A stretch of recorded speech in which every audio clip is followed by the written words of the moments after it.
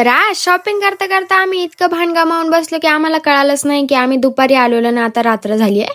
तर अशा प्रकारे दुपारी आम्ही आवरलेलं संगमनेरला जायला आणि हा काळूराम भेटला जाता जाता आणि त्याच्यानंतर मस्त असं व्हिडिओ वगैरे पोज वगैरे देऊन व्हिडिओ काढले आणि आम्हाला चालत चालत जावं लागत 10 मिनिटाच्या अंतरावर रिक्षा पकडायला संगमनेरला जाण्यासाठी.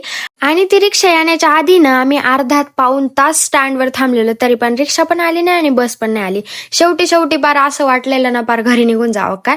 मग अशा प्रकारे रिक्षा आली, मग आम्ही आलोय मस्त नदीच्या पुलावर, त्याच्या आधी आडव्या ओढ्यात आणि त्याच्यानंतर असं मस्त संगमनेरमध्ये पोहोचणारच होतो.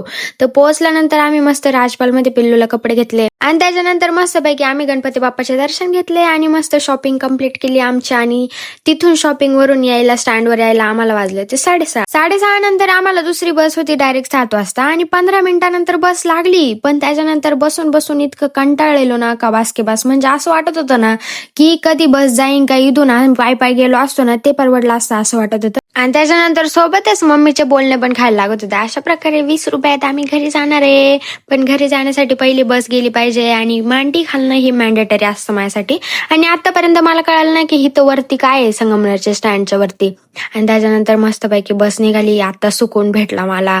आणि मग अशा प्रकारे आम्ही आमच्या स्टँडवर उतरलोय. घरी आल्यावर मस्त मम्मीने बनवलेले फ्राईज खाल्ले आणि थोबाडाला फेस मास्क लावून तुम्हा सगळ्यांना टाटा बाय बाय आणि फॉलो करा मस्तपैकी.